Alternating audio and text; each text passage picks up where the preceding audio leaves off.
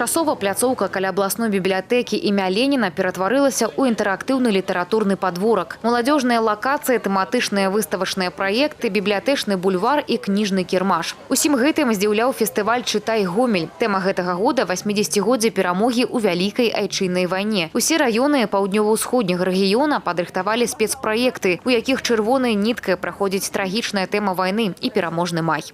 Наша фишка в том, что приезжают и организовывают свои литературные подворья абсолютно все, без исключения, районы Гомельской области. И наша тема сегодня – 80-летие Победы. И каждый район раскрывает эту тему по-своему. У каждого есть своя какая-то особенность. Если мы говорим, например, о Лоеве, то это битва за Днепр. Если мы говорим о Калинковиче, это страшный лагерь Азаричи. Если говорим о Жлобин, это Красный берег. Ну, то есть вот каждый постарался раскрыть эту тему по-своему. И очень-очень много, все площадки наполнены интерактивом. И я уже вижу, как много людей, много детей, взрослых ходят по этим площадкам. Для нас это самая главная радость.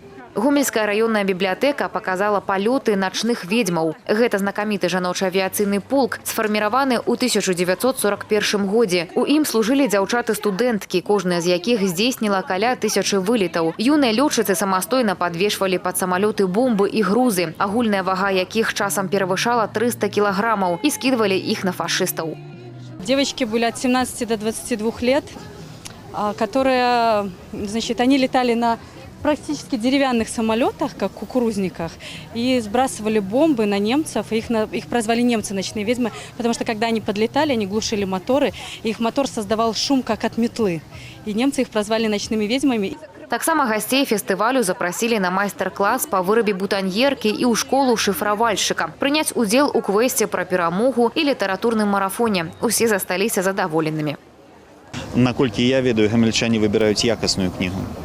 Якасць мастацкага твора – гэта праяўляецца ў праўдзе гэтага мастацкага твора.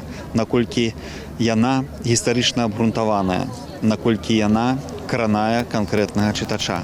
І мяне радуе, што цікавасць да якаснай кнігі яна ўзрасла і ўзрастае кожны год. Па даручэнні кіраўніка дзяржавы штогод больш за 2 мільёны рублёў выдзяляюцца на сацыяльна значныя выданні. Кнігі, якія займаюць асаблівае месца на кніжных паліцах і ў бібліятэках.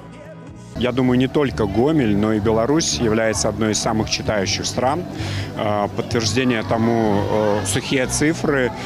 Ежегодно в нашей стране издается более 18 миллионов экземпляров различных книг и брошюр. Это, по сути, по 2 книги на одного жителя. И этот показатель один из самых высоких среди стран постсоветского пространства. И подобного рода праздники, как книжный фестиваль в Гомеле, они лишний раз подтверждают то, что сегодня книга по-прежнему популярна, по-прежнему востребована, по-прежнему интересна. Па статыстыцы, Гомель з'яўляецца адным з самых чытаючых гарадоў Беларусі. У Гомелі кнігу любяць, новую кнігу заўсёды чакаюць. Ганна Кустачова, Ігор Марышенко, тэлерадыёкампанія «Гомель».